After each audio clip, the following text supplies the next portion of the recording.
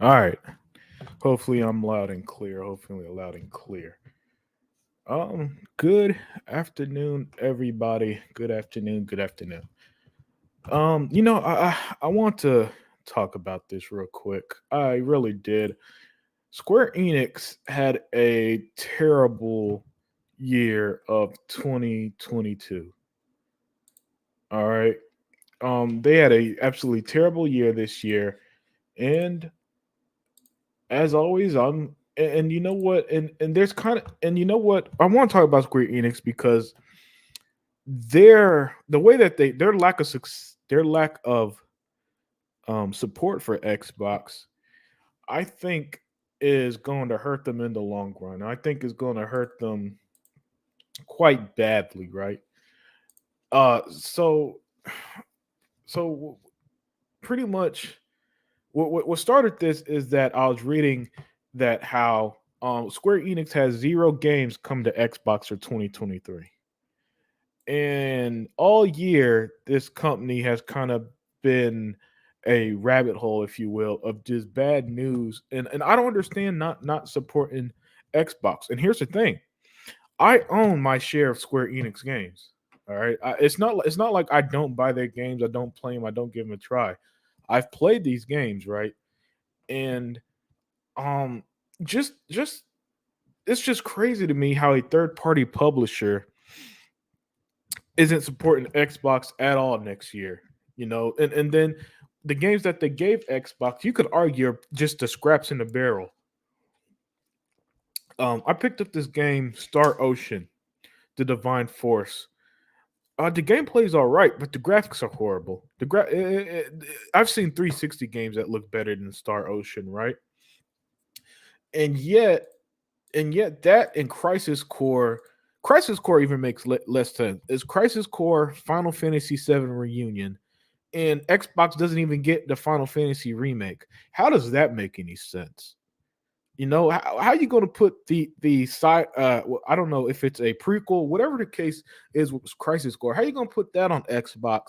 But Final Fantasy VII remake and their sequels are never come to Xbox. Final Fantasy 16 is exclusive to PS5, which is fine. If Sony pays for it, it's fine. But it's kind of weird that Square Enix has zero games announced for Xbox next year, right? And and this kind of just this and they're just constantly shooting themselves in the foot. Now, mind you, in 2022, Square sold off Tomb Raider, Deus Ex in their respective studios. They sold off Crystal Dynamics and Eidos Montreal, and Crystal Dynamics made the Tomb Raider games. Eidos Montreal, I think they made one of the Tomb Raiders games as well. They made my 2021 game of the year, Marvel's Guardians of the Galaxy, and they also made Deus Ex, another great game, right? And Square Enix sells them off. They sell off their Western developers, and then back in October, the Japanese market is no longer sufficient enough to recoup investment. Global market is now the priority. Okay, global market is now a priority, but you don't do nothing. You don't think Xbox is a part of that global market, huh? And the Legend 350 said, I think Embracer owns all that now. You're right. Embracer owns their Western developers in Eidos Montreal, Crystal Dynamics, and Square Enix Montreal. You're absolutely right, Legend. And Legend, they own the IPs that come with it, which is it's crazy to me. So they're going to hitch their will off Final Fantasy, but Tomb Raider wasn't good enough. And that's another thing I don't like about Square Enix. With their Western games, they're always never good enough. They always never did well. And yet they give you 6,000 fucking Final Fantasy games. A series that, mind you, peaked in 1997 with Final Fantasy VII. I mean, let's be real. It's you might think there's a better fantasy game individually, and even Final Fantasy 14. I'll give you Final Fantasy 14. That's a pretty big MMO RPG. All right, I'll give you that one game since 1997. That was, you could argue, is a big hit. The rest of them, they all They all pretty much they say the same thing about the series. Hey Zink, if you want to join me, man, let me know and I'll shoot you a link. But yeah, man, it's just crazy that Square Enix wants their global market is now a priority. Zero games coming to Xbox in 2023. And here's the kicker. This tweet was brilliant because Babylon Falls, published by Square Enix, Ch- Chocobo GP, published by Square Enix, were both launched exclusively on the PlayStation and Switch. Both games has announced closure of support within a year of release, and the games launched on the quote unquote biggest platforms and still failed. You can't blame Xbox for that. And I say that because a lot of times when a Japanese game doesn't sell well, Soul Hackers 2, a game that I did enjoy, when those games don't sell well, Xbox gets the blame. It's always, oh, Xbox guys don't support JRPGs. Well, they're available on PlayStation and Nintendo as well. So why don't they get the blame? So Square Enix released two games exclusively on those platforms. Within a year, they're both dead. And this is exactly why Square Enix is running themselves to the ground. And Killer's Heaven 82 said, Square Enix is just a shadow of its former self. I wouldn't play Square Enix game even if they release games on Xbox Game Pass. You see, what Killer's Heaven said is important because a lot of Xbox fans feel that way, Killer's Heaven, and that's because they constantly scorn the Xbox brand. If you're not okay, doing Sony paying for time exclusivity, whatever, that's business. But I could tell you Sony ain't paying for fucking Babylon's 5. But I mean Babylon's fell to be on exclusive. No way in hell they paid for that. And the game flopped, and now it's dead with less than a year. A game that again Square Enix published. So the point here, man, is that okay, you say global market's not a priority. Well, the global market includes PC, Nintendo, PlayStation, Xbox, and even mobile. Why are you ignoring millions and millions of gamers on Xbox next year? Why? Hell, you've ignored Xbox before next year. You give us just the occasional game, the nears, and listen again. I bought, played, and I even enjoy some of these Japanese games. I mean, there's some of these Square Enix games. Um, Square Enix games that are my favorites, usually the Western ones, but let's take away the Western games. I genuinely love Near Replicant. Hey, Daya. Uh, I hope you guys are all right, man. I hope you guys are enjoying. It's December 23rd, a couple days before Christmas, and I just want to talk about this, man. I do want to talk about this because I just find it absurd, right? That Square. Listen, if we see the end of Square, they can't blame Xbox. Basically, I don't want to hear it. The Legend 350 says Square games are hit or miss. It's 50-50. It's good or trash. Always wait for sales when playing Winter games. Yeah, you're right. You're right, Legend. Legend, you've been batting 1,000 so far in the chat, man. You are absolutely spot on. Their games are a 50-50, and since they don't have like this massive quality, since they don't put their games on Game Pass, since they think the way to success is time exclusivity, to the point that Microsoft even said Final Fantasy 7 remake has some kind of exclusion, like an exclusion requirement for Xbox. Final Fantasy, really? Again, a series that peaked in, let me remind you, 1997. This is just amazing to me that Square Enix is purposely and willingly shooting themselves in the foot like this. Square Enix should be a warning to all publishers, especially Japanese publishers, that think ignoring Xbox is the path to success. It's not. Daya here said, Preach Unlimited. I am sick of Square treating a portion of their gamers as non-existent just because they don't game on PlayStation consoles. Yeah, man. Is that Sony money really worth all that, Daya? It's Sony. So last I checked, Sony ain't the multi-trillion-dollar company. And yet Square Enix is doing everything they can to avoid Xbox, the Xbox platform, and the potential success of Game Pass? Well, be my guest. You know what I'm saying? That's what I say to that. Be my guest with stuff like that, man. It's just that, um, and what triggers stuff like this, Daya, is that every time a Japanese game fell, it's the Xbox fans' fault. But here's the thing: if you don't put games on Xbox, how can they buy it? How can Xbox support games that aren't even available on their platform? You know, why is it Xbox community responsibility to save Japanese games when they time after time after time don't release their games on Xbox unless Phil Spencer pays for them to go to Game Pass? I mean, we had to wait like 13 years for Nino Kuni. We had to wait like 7 years for Persona 5. You know, we even had to wait we had to wait years for Near Automata. All those games go to Sony's first, don't make money, and then magically appear on Xbox. And when they don't like the world on fire on Xbox, oh, Xbox fans don't support Japanese games. No, Xbox fans will support Japanese games, as with Scarlet Nexus. Hold on, let me pull it up. Let me pull it up. They um. All right, let's see. Where are you? Where are you? Where are you? So Scarlet Nexus had something like 2 million players, 2 million players, something like that, right? And I'm looking for the link now. And basically, the devs of Scarlet Nexus thank thank Xbox and Game Pass for its success. And the Sony fans had a fit. They had a fit when they thanked them, right? Unfortunately, I can't find the link right now. But when they had success, they came out and thanked them, right? Ah, here it is.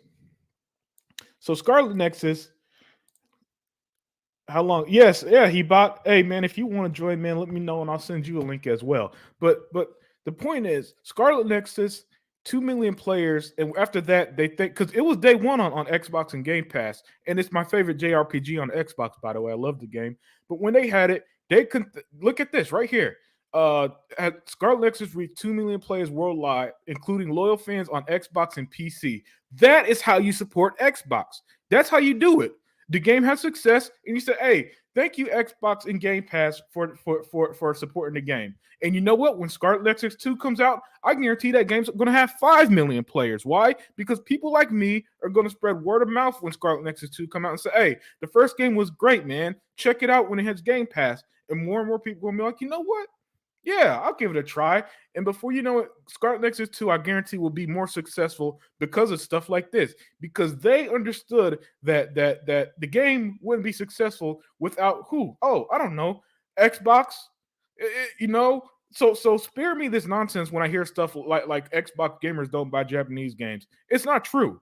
All right. I gave you an example right there with Scarlet Nexus. All right. Yeah, I'm about to send it right now, Hebot. I'm about to send it right now. So our brother Hebot's gonna join me for a while because he has a lot of extra insight on this topic as well. Just give me a second, my brother. Just give me a second. So yeah, man. Let's see, Daya. Hold on one second, Daya. I'm gonna address your comment in a second. Just sending this link here to Sega Man, the Hebot. So yeah, the point I'm making is though, here time this it's just weird seeing Square Enix do them to themselves. And because Square Enix does have history in gaming. You know, let's not sit here and pretend that Square is some BS company that's never been around. They've got some history in gaming, and yet they're throwing it all away by neglecting Xbox. All right, Hebot. I sent you the link, man. So join when you can. All right, Daya here said, I have heard that Xbox gamers must support Japanese games. Isn't that the publisher's job to nurture fan base on other gaming platforms? It's almost like they don't want to grow and expand. Daya, you are 100% correct. And it's again, you're right. It is the publisher's job to do that. That's their job. Your job is to publish games, put it on platforms, make sure that the games are available so people could buy it. And you know what happens, Daya, when they do it right? The Scarlet Nexus situation. 2 million players thank the Xbox community as they rightfully should. And now people like me are going to praise them to high heaven when the sequel comes out. Square Enix, it's the opposite end. Why would I say, hey, get Star Ocean when that fucking game looks worse than 360 games? And it's supposed to be Xbox Series X. Why would I tell you to buy Crisis Core Final Fantasy VII when Final Fantasy Remake is never coming to Xbox? You know, and so and so it's just amazing to me to see Square Enix do them to themselves. Because again, I don't hate Square Enix games. I'm saying this as somebody who has gotten enjoyment out of games like Nier. All right, but when you constantly neglect Xbox, this is what happens. All right, the Xbox community loves supporting games. The Xbox community supports freaking Xbox community is supporting High on Life right now. A new IP that came out just like 10 days ago. Okay? So if you like Scarlet Nexus, you have to play Code Vein. Yeah, that's right. I own Code Vein. I don't know if they're made by the same developer, whatever the case is, but yeah, Code Vein's also on Xbox. You're right, Killer 7. They have said one more question unlimited. Do you think Square actually wants to put games on Xbox, but they are cowering under Sony for no reason? Nah, man, I don't. Honestly, I don't know what they're doing because on one hand, Dea, as you see here, the Japanese market no longer sufficient enough to recoup investment. Global market now the priority, and global market, last I checked, Dea includes Xbox.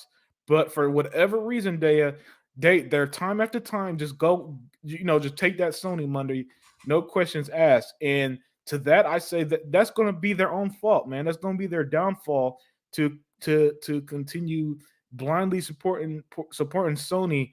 Hell, they even put this game here, Chochobo GP on Nintendo exclusively, and that game is dead.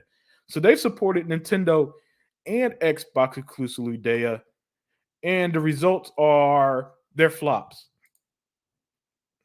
Killer Seven said High on Life is pretty fun. Yeah, man, High on Life is an awesome game.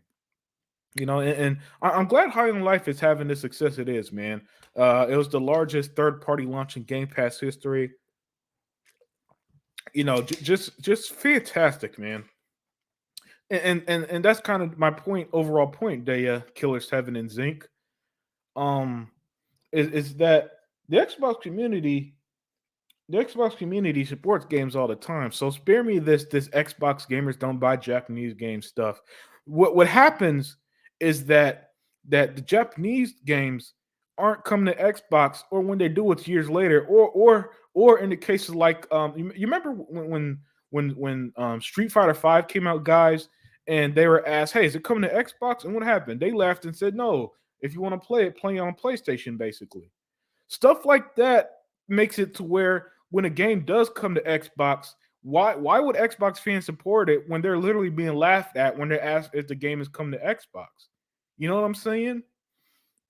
They have said, I am playing High on Life right now. I can't stop laughing. Yeah, the game is hilarious, man. One of the guns that I picked up recently, it's like he shoots his own children. He's like, oh, I can make more. I can make more children.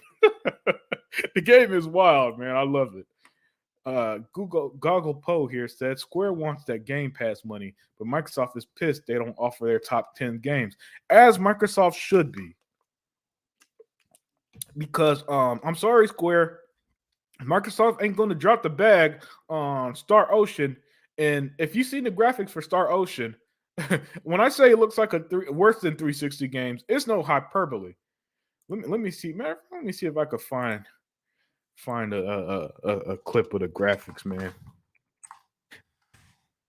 And again, gameplays wise, the game isn't horrible. It's just that you could tell, that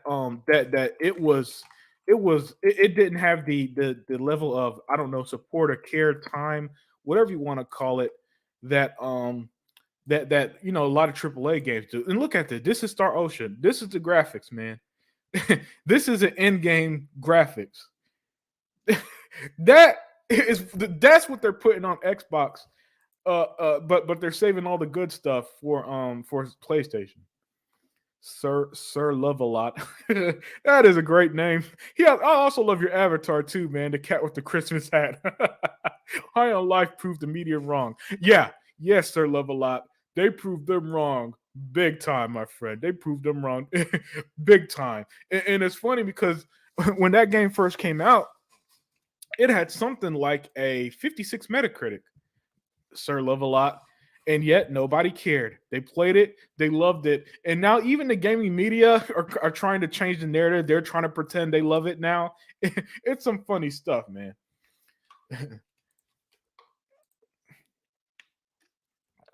Goggle Poe here said, High on Life has like millions of views on TikTok. Well, there you go. I don't use TikTok.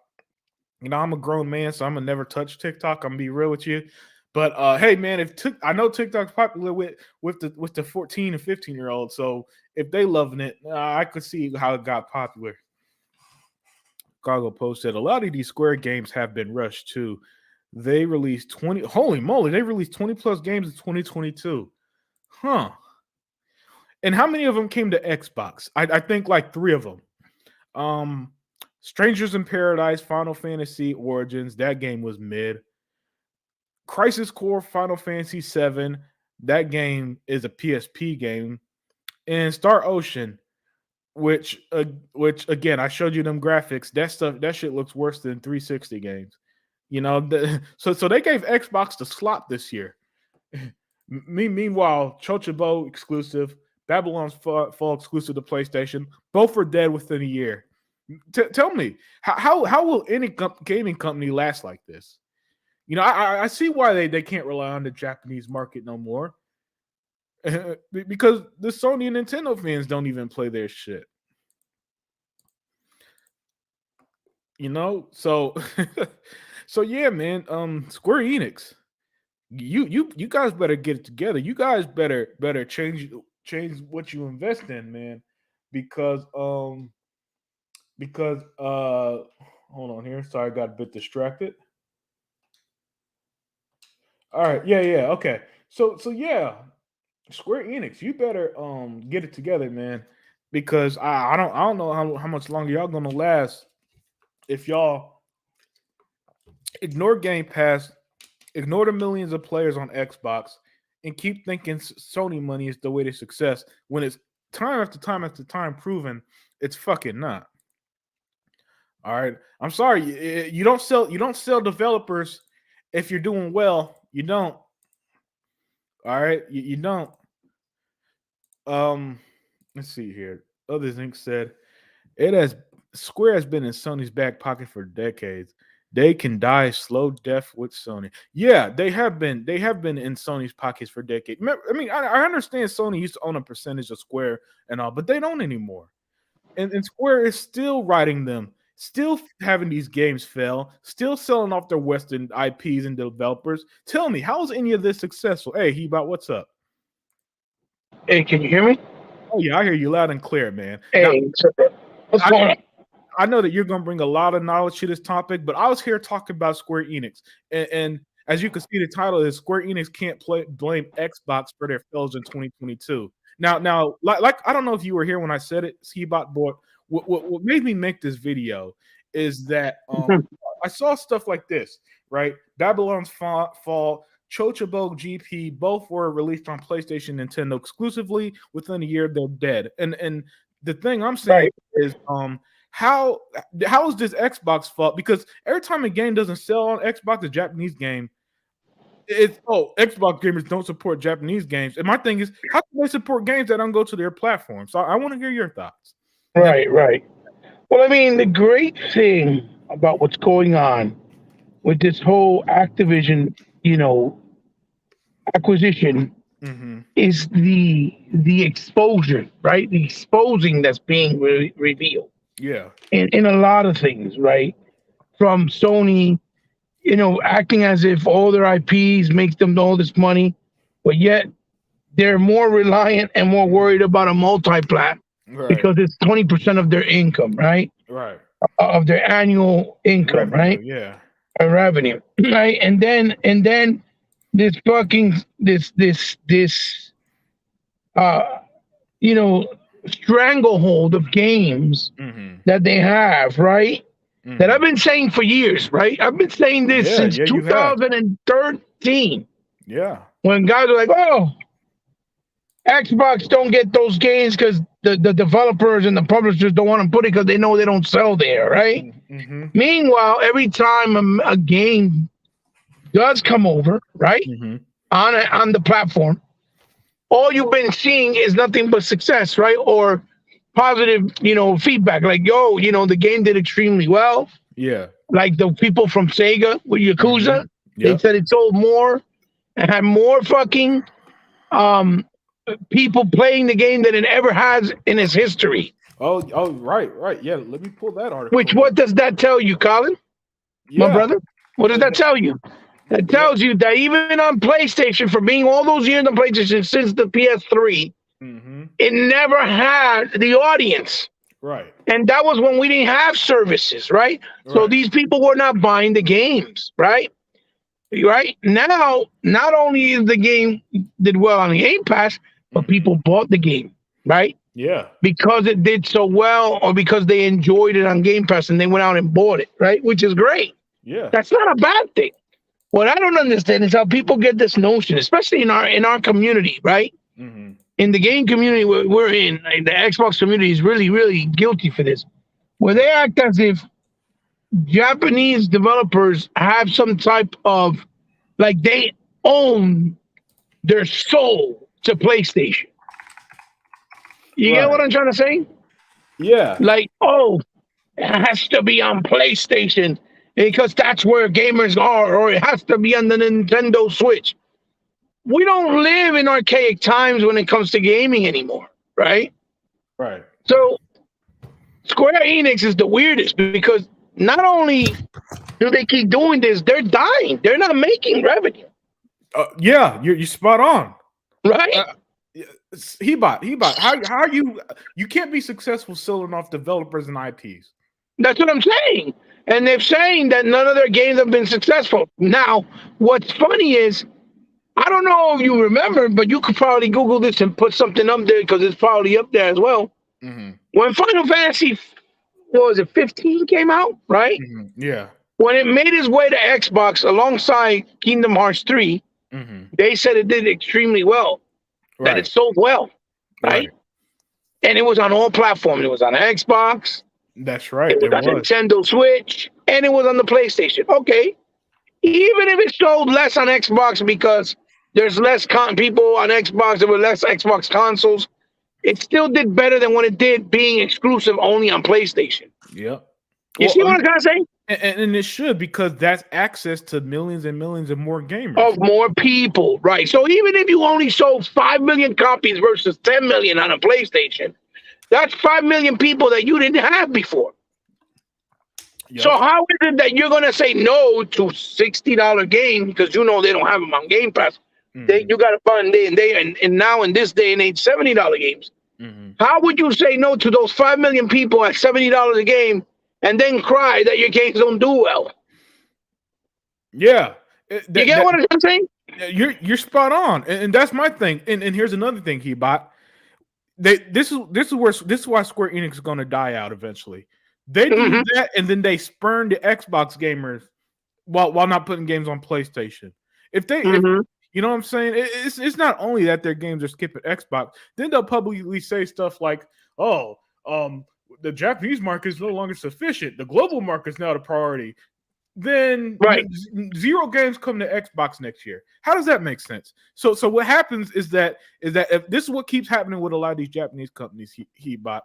They unlike the guys at Scarlet Nexus or Sega who were smart enough to praise the Xbox fans when their games had success, the rest just ignore them, skip Xbox like the guys who did Octopath Traveler, right? Because remember, Mm-hmm. Octopath Traveler came to Xbox. Even I think it's even on Game Pass. It did. It came to Game Pass. It Yeah. doesn't go to PlayStation, but Octopath Traveler 2 goes to PlayStation. Now, and then what happens is that the Xbox community looks at that like, oh man, why are you going to do that to us when we supported your game? And then when Octopath Traveler 2 eventually comes, or Octopath Traveler 3 comes, Xbox fans aren't going to line up to buy it anymore. Why? Well, that's Because what I'm saying. They're basically shutting down their own audience because Listen, if a person prefers playing on the Xbox and they bought the game on Xbox and invested on the Xbox, they're not gonna want to go buy a PlayStation just to play the sequel. Right. They're gonna feel like, damn, you couldn't bring it out on Xbox. Fuck it, I'm done with the series. Exactly. You understand? It's because you're alienating your audience. Mm-hmm. You're making them feel like, oh, you're gonna force me to go buy another console just to play the sequel when I had the game on Xbox.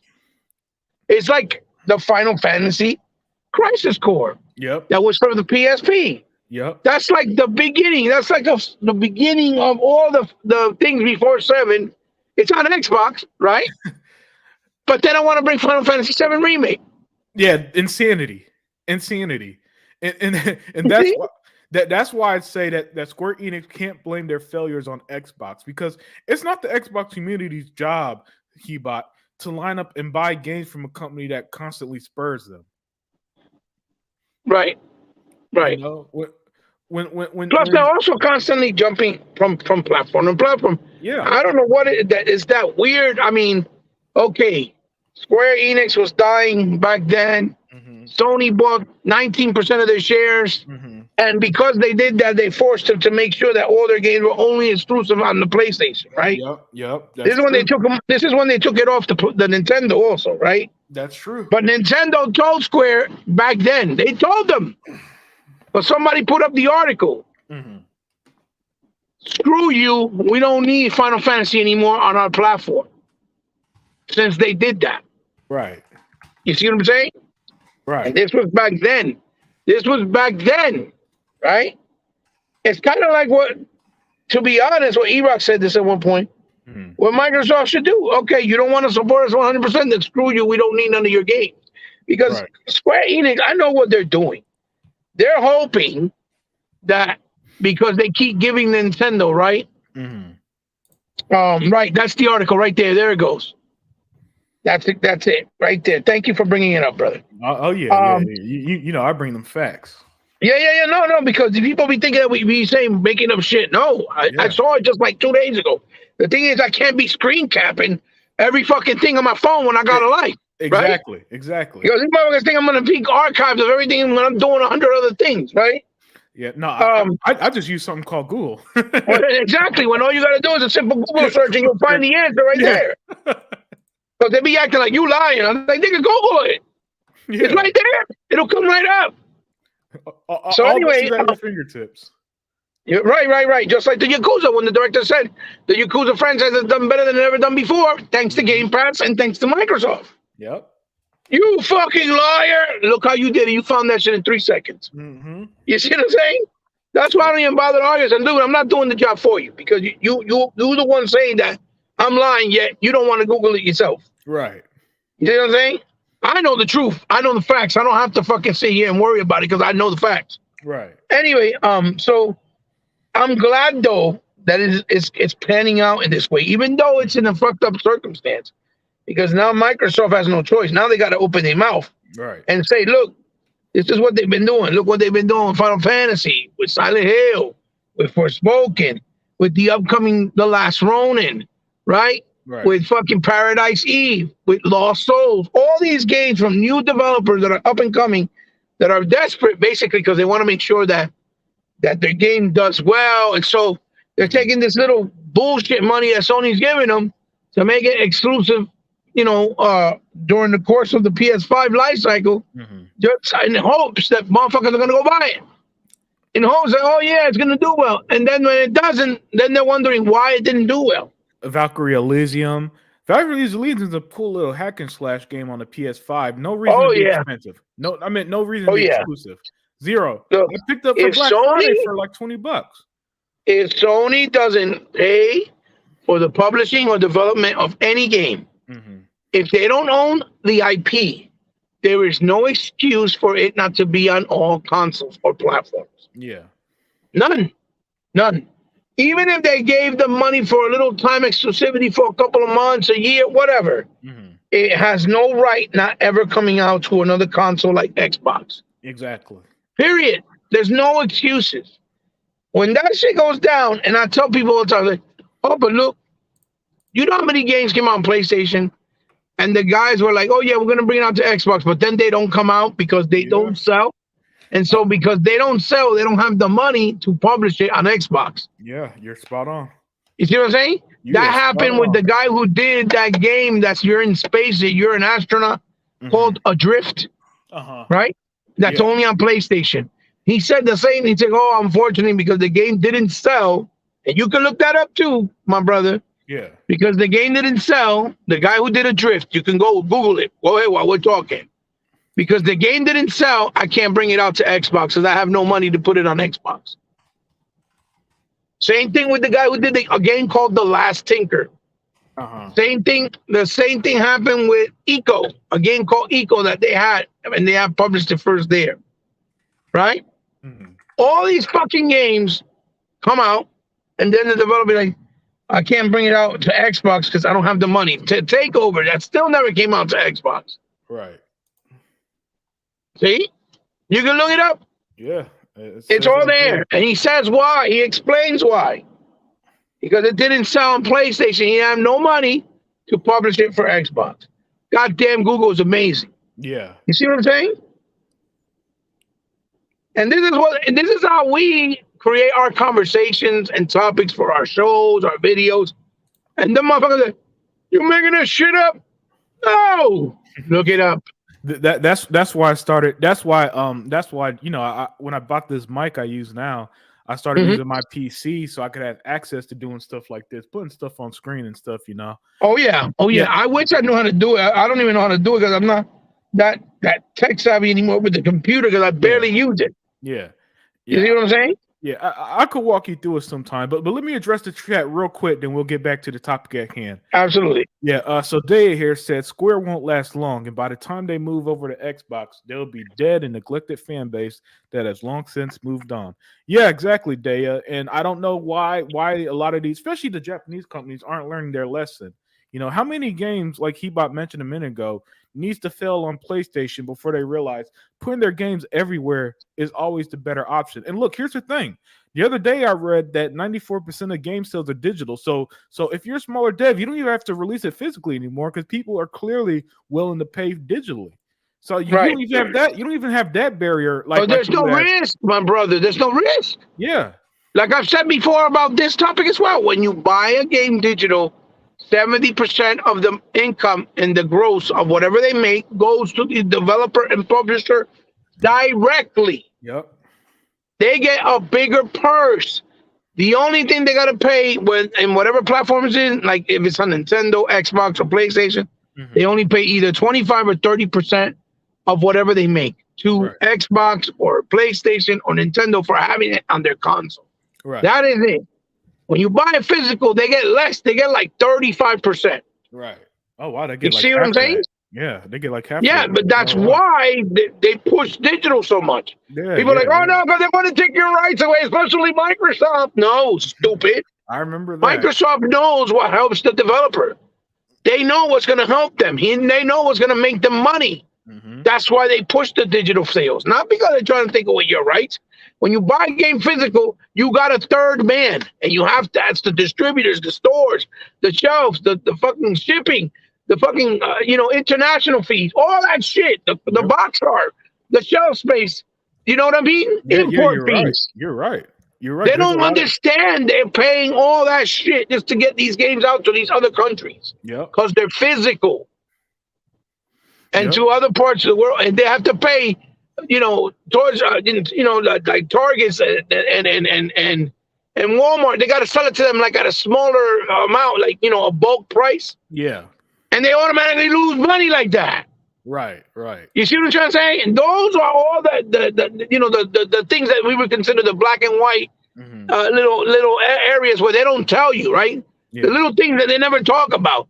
Because they think people are stupid, or most people don't pay attention, to be honest. Yeah, right? Maybe it's that you got to give them a lesson on supply chain management, basically. But exactly. So that's why digital is being pushed so much. Right. So what you said is 100% accurate. If you're so worried, just release it digital. Mm-hmm. That's what they did with Nier Automata. You don't remember when Nier first came out? Yeah. It was only digital on Xbox, but then it did so well They decided to make a physical. Oh wow, I didn't even know there was a physical version. That's how it was when it first came over. Wow, I Same didn't thing even with know that. Hellblade. You don't remember Hellblade? No, I do remember Hellblade. Hellblade was also digital. Yep, because I And then bought when it it did well, digital. they brought out a physical. Yeah, because when I remember I bought that and Cuphead. I bought them digitally.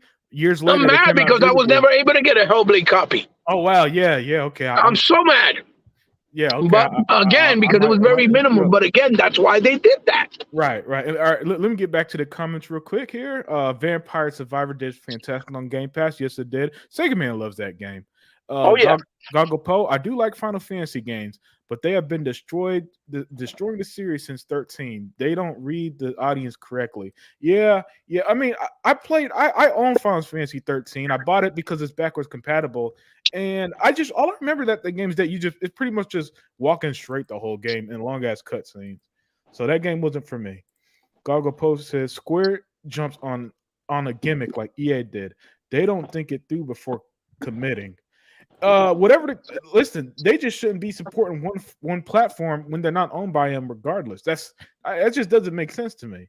Goggle Well, you don't remember Guardians when they put it on Game Pass, shit started blowing up. You know how many people saw? Oh, I played it on Game Pass. The game was phenomenal. I was so surprised. That's when E-Rock played it. And listen, me and you, that was my game of the year last year. And right. it felt like me and you were the only ones who played it at one point, man. Well, I told you, I don't. It's a hard choice for me because I really adore It Takes Two, but I would not mind if Guardians won it because it deserves it because it's that good. Yeah, the game was. I remember I had told you because you picked Guardians, and I said I'm gonna pick Takes Two, but I wouldn't be. If I picked Guardians, it would be justified because the game deserves it because it's that good. Yeah, and it was worth it. And you know what happened? The same thing that happened, and this was another thing I don't like about Square Enix. They say the same thing with their Western games whenever they quote unquote don't sell enough. Oh, it underperformed. Yeah. Yes, even though it's making higher numbers in sales and have more gross people engaged in those Western games. Yeah, show me the number. Like, remember, Rise of the Tomb Raider sold like 7 million copies on the Xbox One at one point. Yes. Right? That's just the Xbox One alone, not PC, not PS4, and yet dude, on the 360, it sold 13 billion units between PS3 and 360, and it said that wasn't enough. That was the reboot. But I'm talking about what but remember they re-released it for the Xbox One, right? Yep. Yeah. And the PS4, and then it sold another 7 million. Yep. And I'm like, what the fuck? 13 million on the 360 era, and then another 7 on the Xbox One era, and it didn't sell well? Like, what the fuck? Yeah. Personally, I think it was. I think it was bullshit. I just think that because Microsoft told them, listen, we'll help you publish and produce and pay for the development of the second one, and just give it to us exclusive for a year. They were like, oh, yeah. Let's just say they didn't do well enough for us because they're going to take the bill. Because remember, the rumor was that new Tomb Raider was going to be like Hitman, that they were going to release it in episodes. You're right. Remember?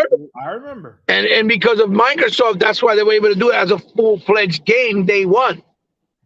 You know what I mean? And then you have fucking idiots like Shaggy from Scooby-Doo over there at IGN, Ryan McCaffrey, Ryan Missoffrey, right?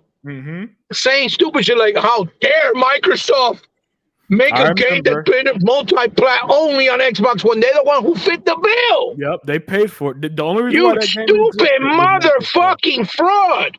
They fit the fucking bill. They paid for everything, the marketing, the development, the publishing. And you're going to sit there with a straight face. Even though they paid for it, they still made the deal that it could come to PC and yes, it could come to PlayStation.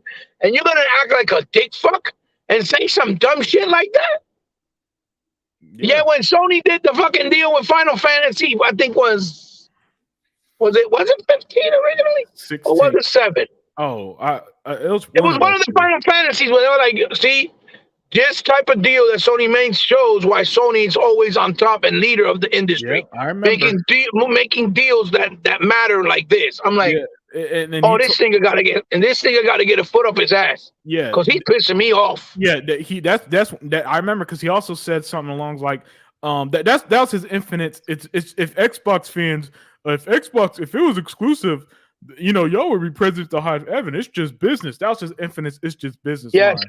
After that, I lost full respect for him. That's when I called him out on Twitter. He blocked me forever from that since then. Oh Because I wow. called it that. So I was like, you fucking bum. You weak bum. You Yeah. a Sony shield, even call yourself an Xbox dude. How dare you make that comparison? Right. Yeah. You know what I'm trying to say? And Yeah. he got mad. He blocked my ass. He blocked me instantly because I called his ass out. Well, he deserved it. Goggle Post said, "Remember, Sony is the ones who told From Software that Demon Souls was garbage." Well, to be fair, Demon Souls didn't even sell. The original sold like crap anyway. So Yeah, but what his point is that they told From Software that it was garbage, and yet they stuck in the dick of it. oh yeah, okay, yeah, That's what right. the point is. That's what his Gargoyle's point is, and he's right. They talked all this shit about it because Demon Souls only sold 8,000 copies on the PS3 when it came out. Mm-hmm. That was it. That was his lifetime sale. Then through the years of becoming a cult classic, re-releasing it in greatest hits, they fucking sold about 68,000 or 100,000 units. Oh wow. Lifetime. You know what I'm saying? And then then they had then they hit the needle in the what you call it, the needle in the bottle when they came out with Dark Souls and everybody started sucking the shit out of Dark Souls. Yeah, I remember. Which was basically a spiritual successor to Demon Souls. Right. You know what I mean? Where it did so well, where they did, let's do part 2, let's do part 3. That's all they make now. Huh? That's all From Software make now. They stopped making But the argument was, the funny argument was people like, well, if it didn't do well, how they're making sequels? I'm like, motherfucker, because the cost is low. They're using the same engine over and over again. Right. Yeah. If you look at the graphics, they're basically almost identical for all of them. Yeah. Right? They were tweaked up a little bit, but each game, because they tweaked up the graphics, played worse and worse than the one before it. Right. In the frame rate drops. You know what I'm trying to say? Yeah. In the loading department. Even Sekiro, same thing. They use the same engine for Sekiro, and then they use a customized version of it with Bloodborne, which Sony only paid for the IP, to own the IP. They didn't pay for the development, they paid for the IP. Wow, yeah. And people are like, oh, yeah, they own it. Look, I'm glad because this is just going to give them more exposure. But I'm telling you, the reason why Square keeps doing this, I'm telling you, because they're hoping that Sony will buy them. And they don't realize that Sony's not in that position to buy them and pay them enough. Yeah. That's not the right white wagon to hit your trail on, man. They don't have the right type money to pay. Sony's not going to prioritize paying them, especially that their games don't sell as much as they people claim they do. Before buying, let's say, another studio to try to take advantage, or buying a new IP to make it exclusive, to try to make that perception like, yeah, look, we got all these new games coming to PlayStation, and they didn't put a dime to it. All they did was pay for the exclusivity. Right. You see what I'm saying? Yeah, you're spot on. I know Sony's game, brother. I know Jim Ryan's style. I know that motherfucker think he's a cowboy from back in the day. He think he's slick. You know what I mean? He's that cowboy that used to be the bank robber and act like he was innocent around the sheriff. Right. You know what I mean? Yeah, man. Yeah, you're spot on, man. Google, Daya said here, I have my suspicions too, only because Sony act like bullies in the gaming industry, and they've been like that since day one. Daya, she also said, time. Yeah, she also said I bought long time. Yeah, she also said I bought Octopath Traveler from Game Pass. Yeah, a lot of people did. I think E-Rock bought it too. Yeah. Google, Sony has a lot of influence when they gave support to third party. I think it's by contract. Now I feel burned, so I won't get the sequel. You see, what Daya was saying, was what I said. How Octopath Traveler 1 comes to Xbox, 2 doesn't, and people like Daya feels burned. Yeah, how is that fair to her, right? Yeah. As a consumer, when she bought it on Xbox, enjoyed it there, right? And now she has to go buy another console just to play the sequel. Yeah. When it was originally available on Xbox, how does that make any sense? And then when you ask them, why it's not on Xbox, and they don't say nothing, they stay quiet. Yeah, and stuff like that drives Xbox fans crazy, and that's why whenever a game doesn't sell well on Xbox, and I see Xbox fans don't support Japanese games, I ask the question: why didn't PlayStation fans buy it? Y'all got access to games we'll never have. Oh yeah. Berserk. Mhm. What's the other one based Oh, off let's that go through the anime? list. Berserk, Fist, Yeah, Fist of the North Star. fucking Snail, Mhm. Ultra Age, uh, Fist of the North Star. What the fuck is the other one? Hidden Dragon, Mhm. Gauntlet, Mhm. Asti Breed. I Mhm. mean, the list goes on and on. Yeah. Adrift, The Last Tinker. What else? All those fucking, those fucking shooters from the Darius series, Right. the Wonder Boy series, the Cotton series. Can we continue? We'll be here all day if we Why do continue. I know? Because I have a PlayStation, and unfortunately, I had to buy those games on a fucking PlayStation just to play them. Yeah.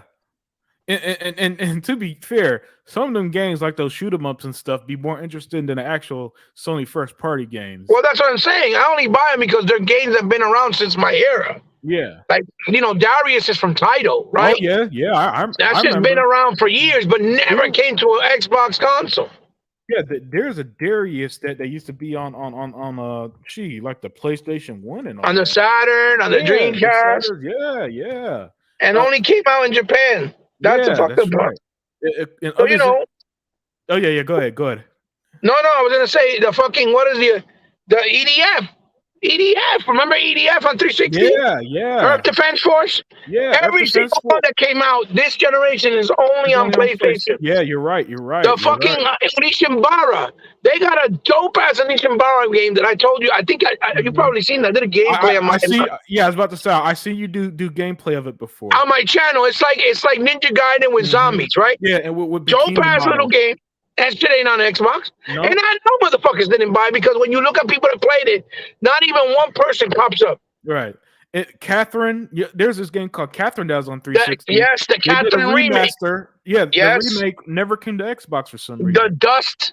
Remember that game Dust with that fucking he was like he looked like a samurai, but he was like a koala bear. A koala bear. I don't remember that one. I have to look. It's on 360. Look it up. Put it on your screen. It's called Dust. That shit was a published game by Microsoft on 360. It was exclusive to 360. He made a remaster.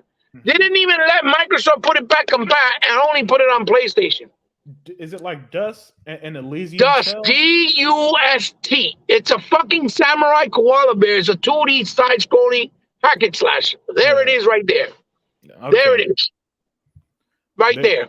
Yeah, there we go. All right. And they made a remaster of it. Mm-hmm. And it wasn't even, and this game, remember, it was a 360 game. Microsoft published it. It was a Microsoft Studio published game. Right. Through the 360. Right. 6 years.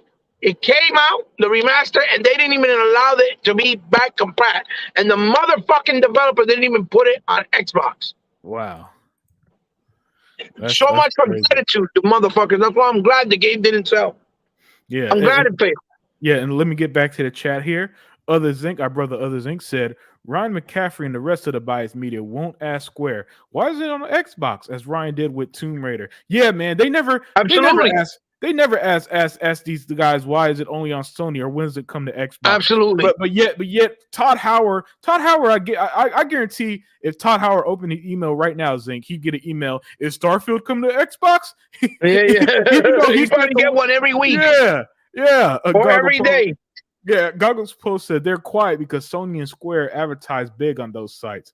Yeah, they probably do. I mean, I don't go to IGN or none of that stuff anymore, so I don't know what's advertised there. Daya said Xbox needs to resist companies that disrespect their consumer base.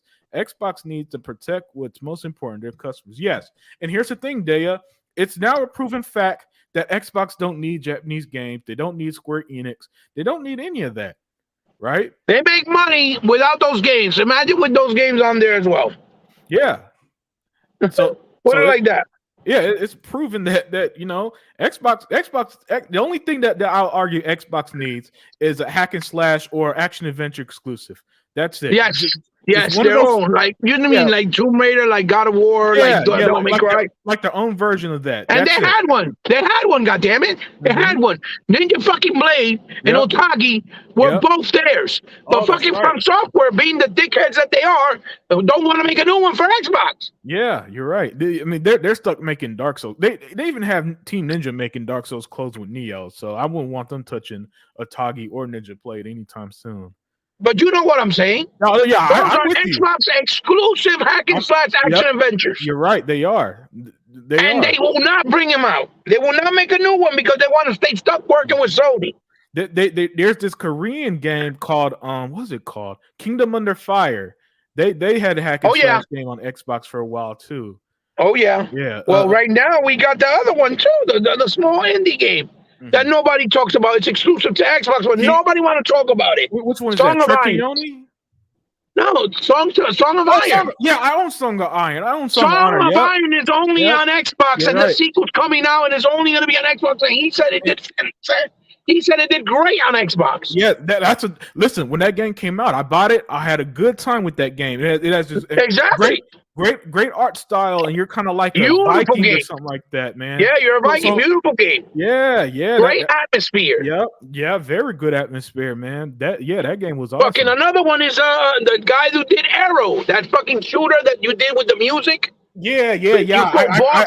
I own that game. He was the one that came out on Twitter and told the guys of the PlayStation motherfuckers like, "Oh, your game is coming to PlayStation." Yeah, but it did well only on Xbox. Yeah, it didn't do well on PlayStation, and then they got mad at him because he said the truth. Well, and here's the thing. See, Sony fans shoot themselves in the foot because when a game goes to Xbox, first they hate it. So when it eventually comes to PlayStation, they so angry they don't buy it. Which I mean, suit yourself there. Daya here said publishers will have to start making hard decisions. Excuse me.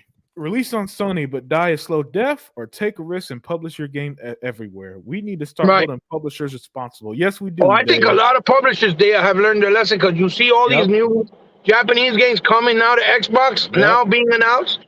A lot of because they're starting to see that Game Pass and the Xbox ecosystem is healthy. Yeah. People buy games. Yep. Are all the games going to do well? No. Just like a whole bunch of games don't do well on Nintendo or PlayStation, even though they try to play funk. And here's the difference, though. When those games don't do well, they at least don't have Game Pass money to help sustain them. They don't have something to back them like a secondary backup to at least compensate for their losses. The guys who made that racing game on Sony, they died like a year after that game released because they didn't have. Absolutely. You know what I'm saying? Absolutely. You're talking about Rush, right? That other game, Rush something? No. The ones that came out on PlayStation 4 and they said it was a Forza killer. It came out and then now that dev is dead. Yeah. That was the guys who used to do the fucking Armageddon, their motor race, Motor Storm series. Motorstorm, that's the one. Yeah. What was that game called? Was it Project Cars or something like that? Or I don't remember. But I forgot that. You're talking about Drive Club. Yeah, Drive Club. That's it. Drive Club. Yeah.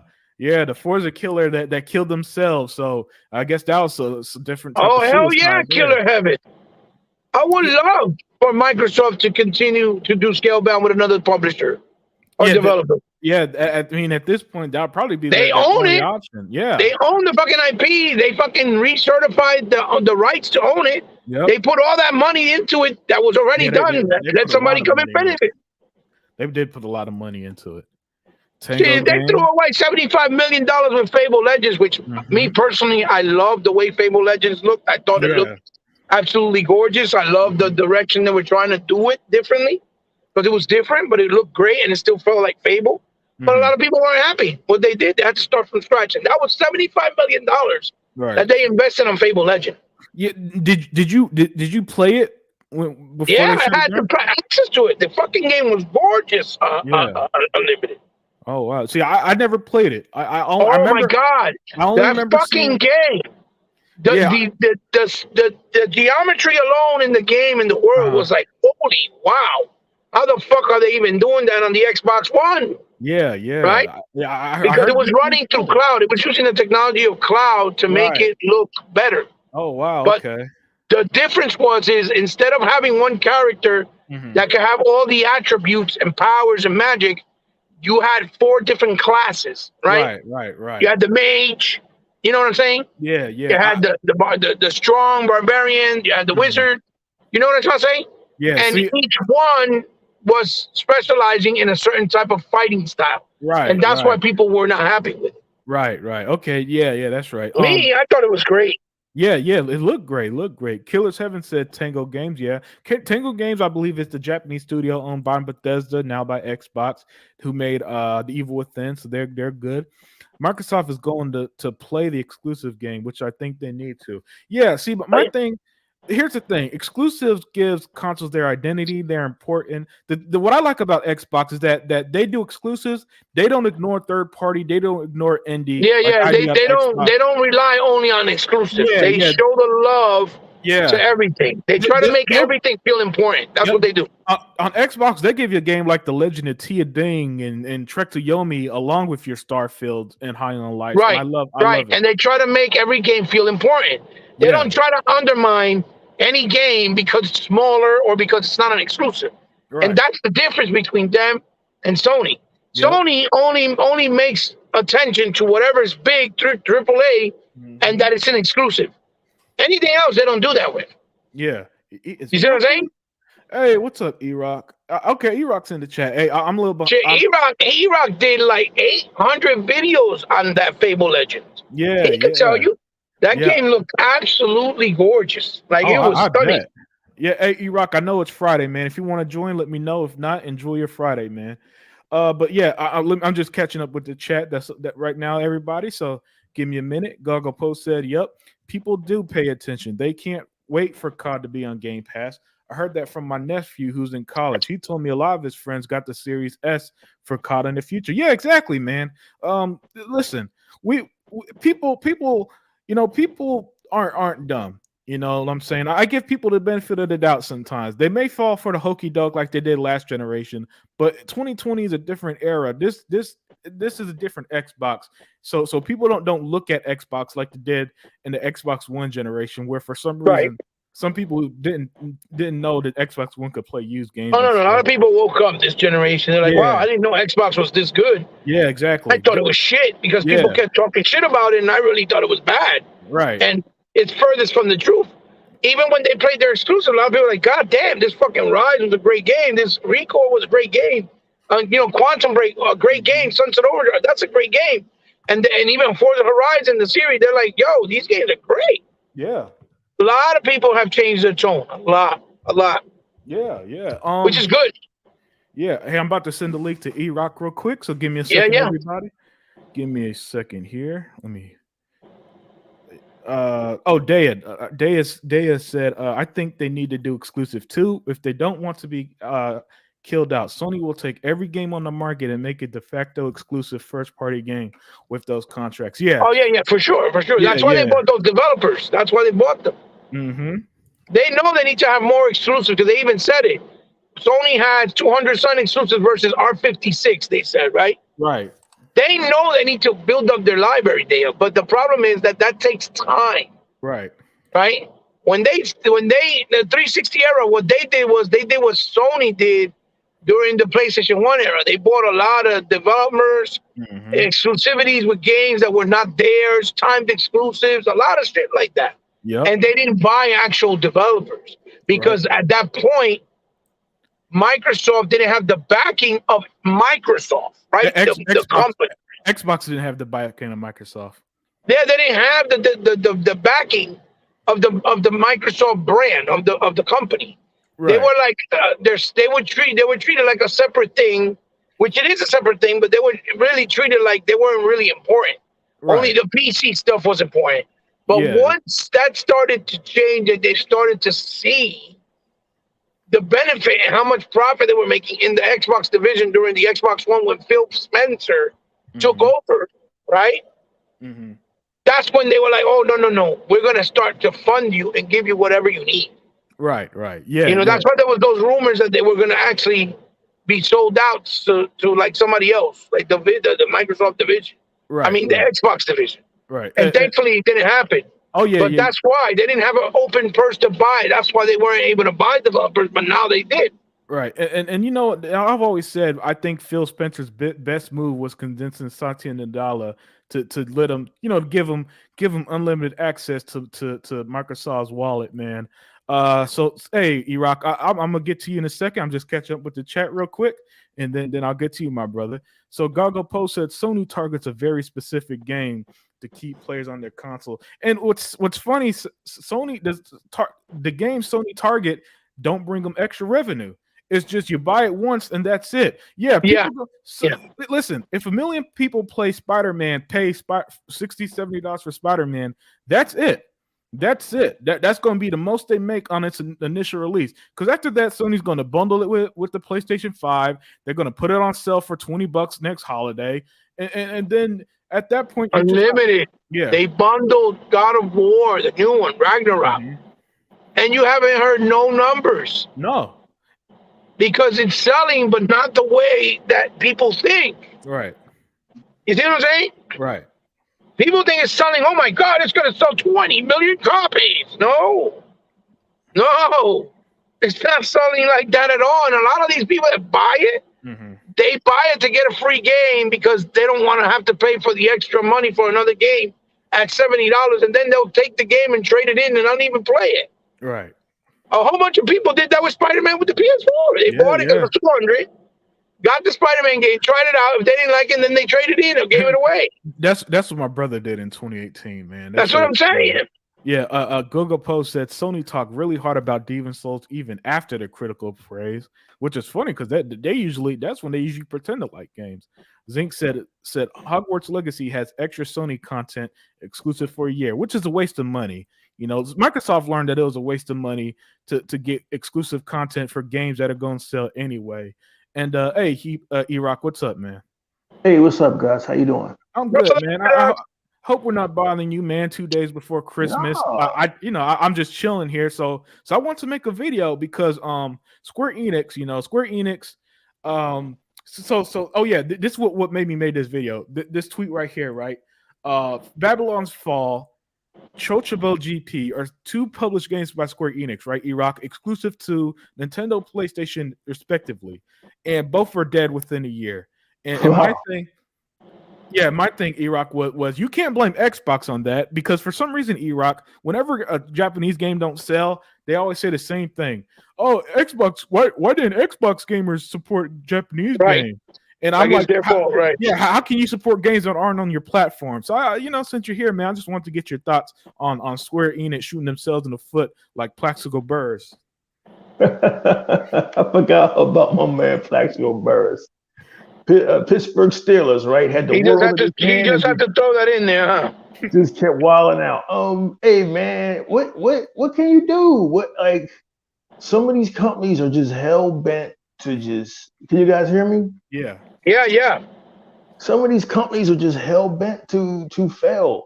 Some of these Mhm. companies, man, the smarter companies they do what's best for their best interest, like Activision, Bethesda, but some of these companies, man, they're just stuck in their ways and Mhm. they're doomed to fail. Square Enix being one of them, Sega being one of them.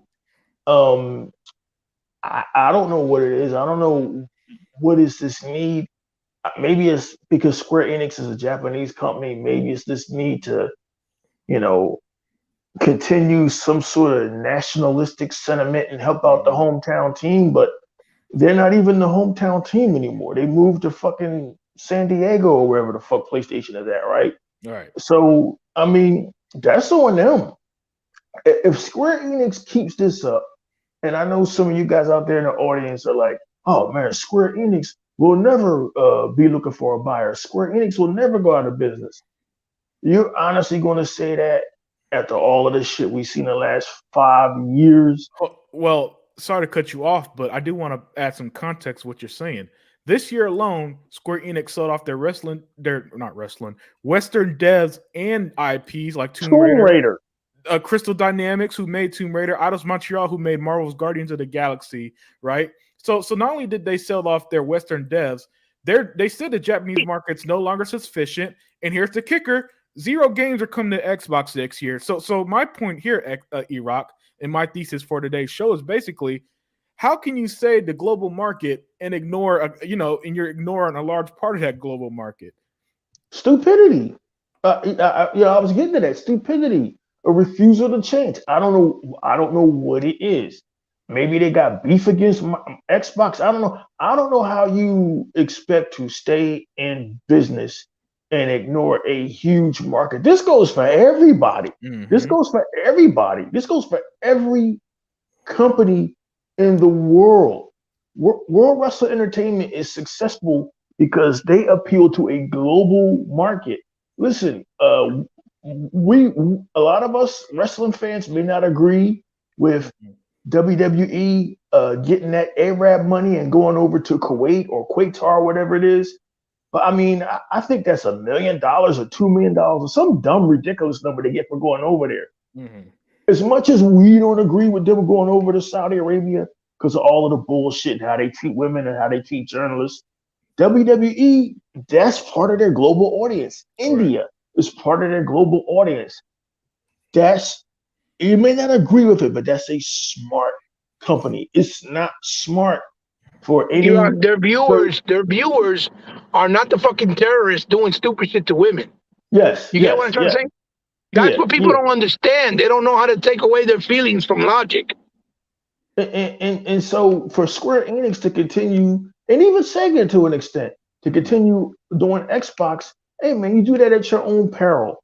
And when the time comes and Square Enix is on sale at fire sale prices, don't be mad at Xbox.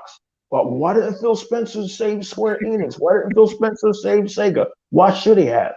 He owns Activision. Xbox owns Activision now. They own Bethesda now. Yeah, I can understand. I can understand saving Sega, but Square Enix. I mean, how do you sell Tomb Raider? What business sense unlimited production does that make to sell Tomb Raider? right. And here, But here's the thing, man. Here's the thing, and I'm trying to put this up screen now. That listen, man. I got no sympathy for the for Square, right? Because see, I can understand. I I sympathize for companies who went under during the pandemic. You couldn't do nothing about that. I don't sympathize for companies that willingly don't put their games on consoles that they have access to, that they could sell digitally only if they want to. Where Hebot said they get 70% of the cut for any purchase, right? And then they completely ignore that and then cry foul, right? When games sell, and then games like Marvel and Guardians of the Galaxy, oh, it underperformed until it went to where, Iraq? Game Pass Yeah, it's and funny. a new audience discovered it. I mean, it's what, not to cut you off, but it's what Justin, whatever his name is, the guy that made High on Life. Hmm. He was saying that this was unexpected for him, but a Yeah, whole bunch of people discovered High on Life that would have never bought it otherwise. right. He gets it right out of the gate. And Yeah, so look what happened with Guardians of the Galaxy. A whole bunch of people ended up buying the game who would have never bought it otherwise. yep. And hold on one second, everybody. Oh yeah, let me get back to the chat. But I just want to put this on screen before I get back to the chat. And boom, Game Pass is helping Guardians of the Galaxy find fans. Whoa, it's amazing what happens when you support Xbox. And I know that game released on Xbox, but the point is, it still was published by Square Enix, and yet they see this success and they say, nah, we good with Sony's money. All right, be my guest, be my guest. When people can try out games at only a $15 or $10 cost a month, Mhm. instead of paying a full fat 60 or 70, they're going to try out the games. It's that simple. Yep. That's the magic of Game Pass. It's discovery. Motherfucking gamers are discovering games that they otherwise would not play, just like High on Life.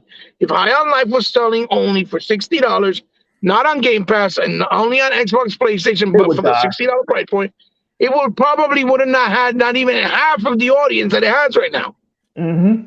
And if it would have been exclusive to PlayStation, even worse. Yeah, that would have been dead To on be water. honest with you, Even if it was exclusive on Xbox and not being on Game Pass, it would not find that audience Yeah. because it's too different. It's new. People don't want to take a chance and go, yo, I'm gonna buy this game for $70, but I don't know what the fucking game's about. They're not Right. gonna do that. Right. Because $70 is $70. There's a lot of fucking cheddar, right? Yeah. So obviously putting it on Game Pass makes fucking sense because now everybody that played it, oh hell yeah, I'm buying this. They're gonna buy it, whether it's digital or physical. They're going to buy the game and because Iraq, they've enjoyed it. and Iraq put an article up today showing that it surpassed Minecraft and Fortnite on as Yes. most played games on Xbox. That's a fact. So And would that have happened if it wasn't on Game Pass? Hell fucking no. And if I'm a game publisher and developer, I see that, and I'm trying to find. I'm going to LinkedIn to find Phil Spencer. I'm doing everything I can to get in contact with the man To make some type of deal, right? Exactly. You ain't bullshit. Yeah, You ain't lying. That's 100% fact. yeah. Any smart publisher would be like, yo, if I want motherfuckers to discover my game, and these motherfuckers are paying you some money up front, and you got over what is on Game Pass? How many people got Game Pass already? Like 30 million people? Yeah. And 35 million people have access to play it day and one? Oh hell no, I'm putting that shit on Xbox, on Game Pass. Of course There's going to be some hard lessons learned in business for several businesses across the board in the entertainment industry over these next 5 years. Hopefully we won't be doing a post-mortem for Warner Brothers, but that's inevitable at this point. Yeah. But there will be a post-mortem for PlayStation. I'm sorry, guys, but there will. And a post-mortem is where people sit around and dissect why someone died, what exactly killed this person, or what exactly killed this company. Right. And as we examine what killed PlayStation, it will be everything you gentlemen have been talking about before I came in here, and everything you gentlemen have been talking about for the last 2 years. The timed exclusivity, not putting your exclusive day one and your PlayStation Spartacus, refusing to adapt and change with the times, continuing to think that a $70 per game business model, and again, not putting your games day and date in Spartacus is going to get you ahead.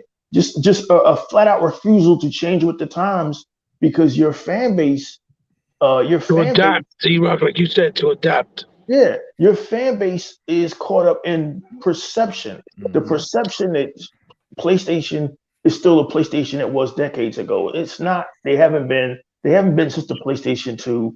What can I say, man? These are going to be, when PlayStation dies, these are going to be some of them. I hope I'm still around. I pray I'm around so I can laugh. These will be some of the most interesting podcasts in history. Yeah. You're going to see every stage of denial. You're going to see anger, acceptance. You're going to see fucking fear and loathing. These are going to be some of the greatest. Yeah, you're going to see a bunch of motherfuckers that were the first ones touting, oh, let's buy games at $70. Be like, yo, we said it that they needed to stop doing that they needed to do a service and lie out their feet. Man, I can't wait for Microsoft to do a Rise and Fall as PlayStation documentary. Make that a 6-part documentary too. That's gonna have to be like a 7-year part documentary because they've done so much fucked up shit. It's not even funny. If they were able to get Jack Trenton on the Xbox one, they could get everybody on the PlayStation one. For real. They're going to go the way of Atari and 3DO and Sega and every great company that failed to adapt. History just keeps repeating itself. Right. And this is not to diminish all of the good stuff that Sony did for gaming, but Hebot will tell you a different story. They really didn't do anything for gaming. Yeah. But it is what it is, man. I don't know how many other than the cesspool of casuals that they brought in. Dude, that's all they've done. Where you at a Uber drivers convention? Yes, I'm at Walmart. No, man, he's at the mall as Santa. I told you. Oh man, he asking kids what they want for Christmas. Oh man, all I want for Christmas. Yeah, exactly. Hey, but let me get to the chat real quick. Other Zinc said, "I'll take old Ninja God over God of War any day. God of War Ragnarok's Walk of Sun gameplay is garbage to me." Yeah. Oh, easily, man. Ninja God is the best hack and slash game ever, and I'll debate anybody on that. Goggle Post said, Drive Club was pure garbage. It is the worst feeling driving game I ever played. I mean, there's a reason why it's a dead game.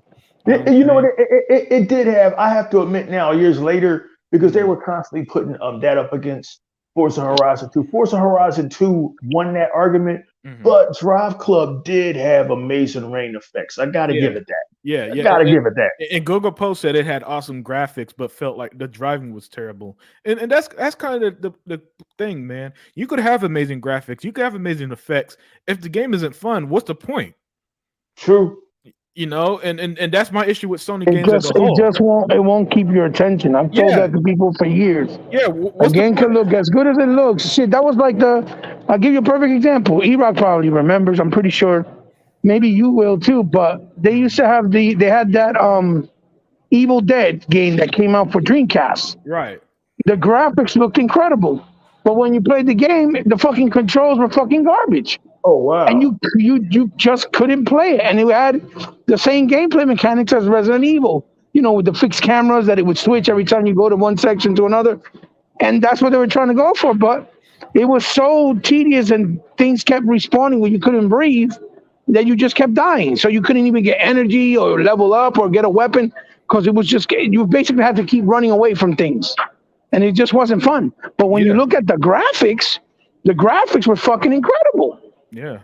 Hey, You hey, know, man, that's Sony games in a nutshell. What's the point of pretty graphics in Horizon when I pick up rocks to distract enemies? You know what I'm saying?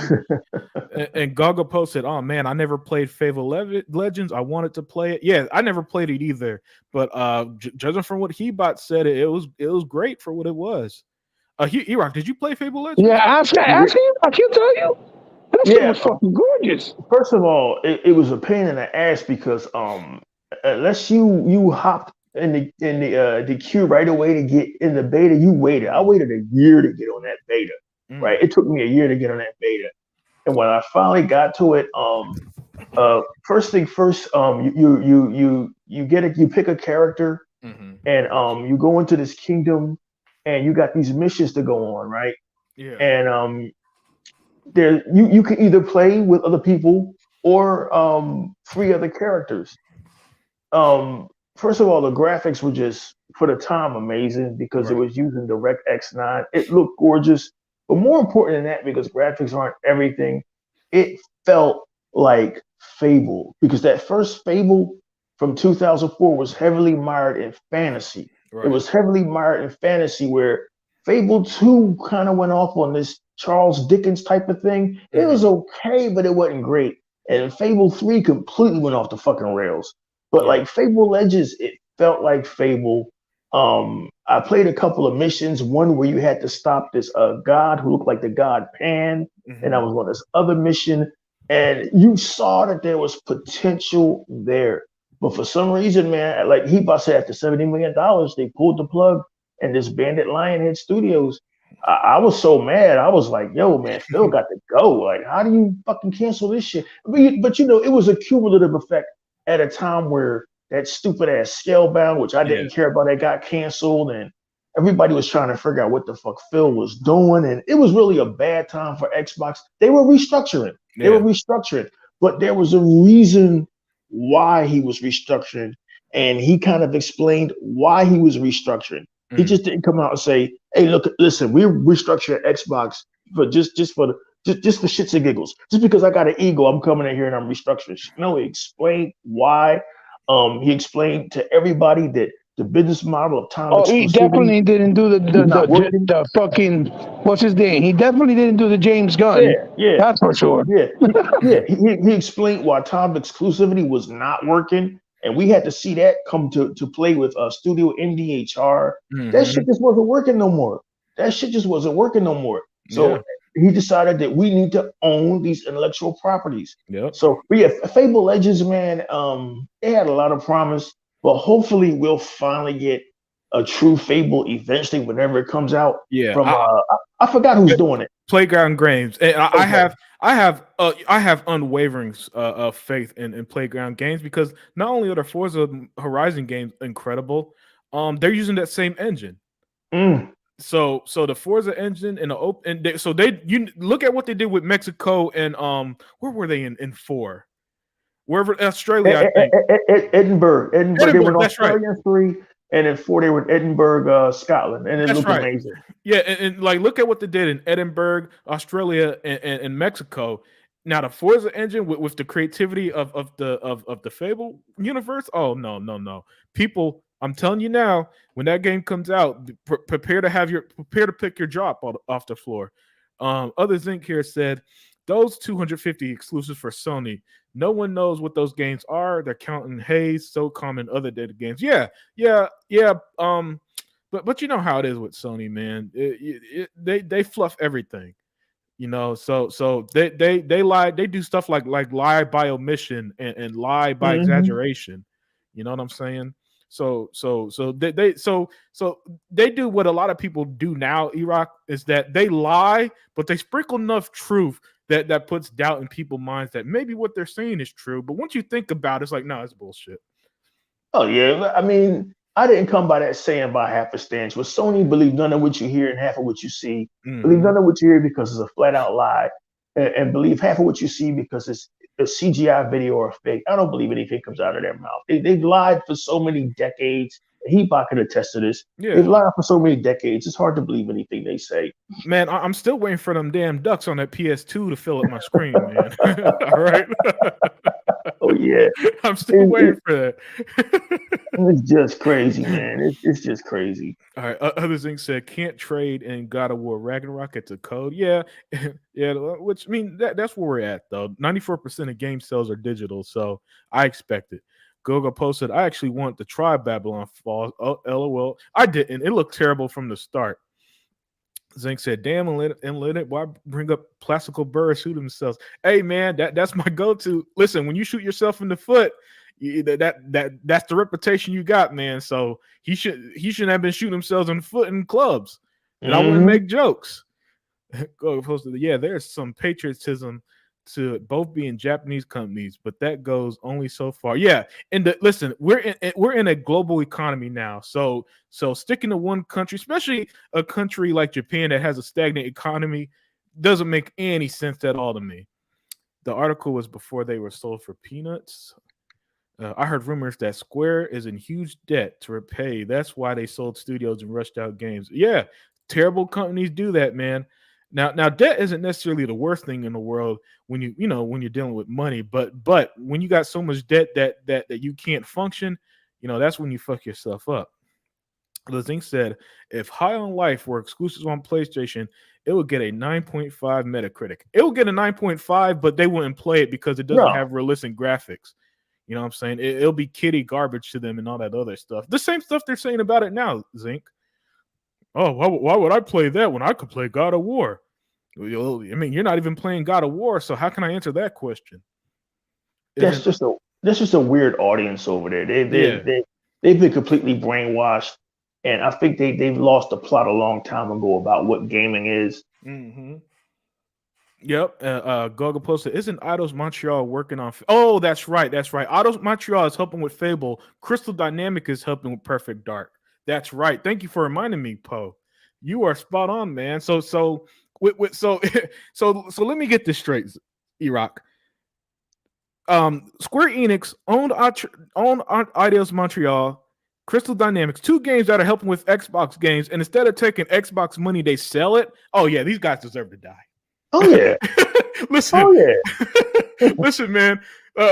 Listen. Okay, that's like I'm trying to think of an example here, man. Somebody who blew a lot of money, but I don't even know what to compare it to because you don't want to work with the $1 trillion company, but the Sony, that's who you hit your loyalty to. You deserve what happened to you in that case. My goodness.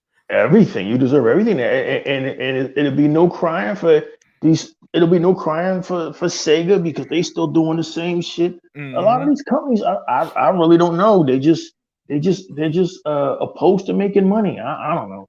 Yeah, I don't know either, man, and I do like analyzing it sometimes, man, because I like to put a magnifying glass, if you will, Iraq, on just how crazy some of this is. Because logically, you think if I ran a gaming company, I go to Microsoft for any chance I get, man, because they're the ones who I know have the bank. I know for certain they got the bank. Nintendo, the problem with Nintendo is that their loyalty, their fans only care about their classics, the Pokemons, the Marios, the Zeldas. They don't buy the Bayonettas. They don't buy Marvel's Ultimate Alliance 3, and that's a Marvel game, and that didn't light up the charts for And this is Nintendo. proven. This is proven over decades now. This is proven.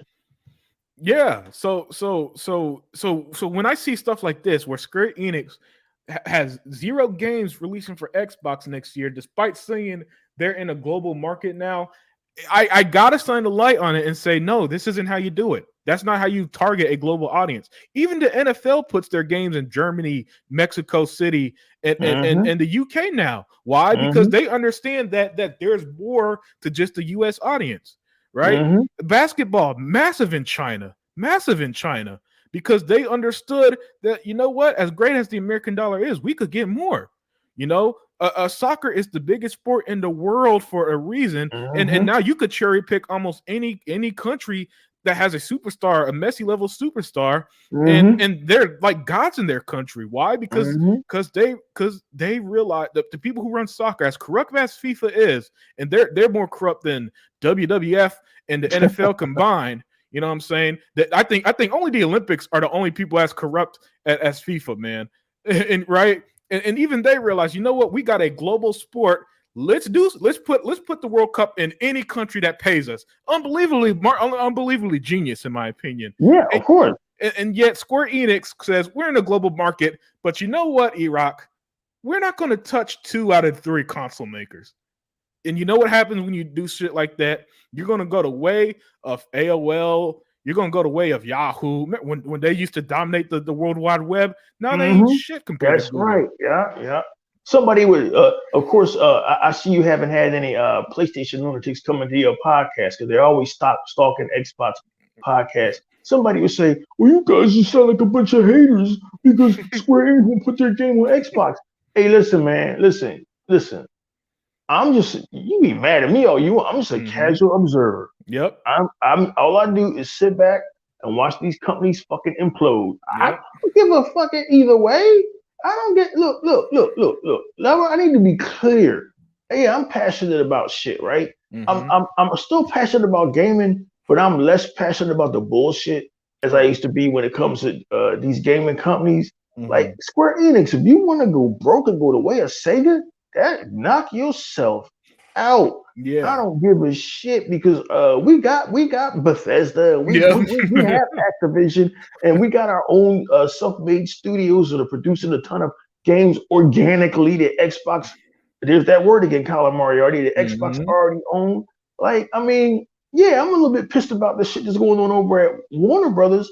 But listen, look, fuck y'all. That's on y'all. Yeah. If y'all don't make another fucking Wizarding World movie, that's on y'all. If y'all reboot the DC universe and lose potential billions of dollars, and if the audience in 3 years ain't there for your new gay Superman movie, that's on you. I always have the DVDs, right? I still watch Superman the movie every year, regardless of the fact that Christopher Reeve isn't alive anymore. Yeah. And I'll continue to watch the Snyderverse, and I'll continue playing Crazy Taxi, and remember how great Sega used to be.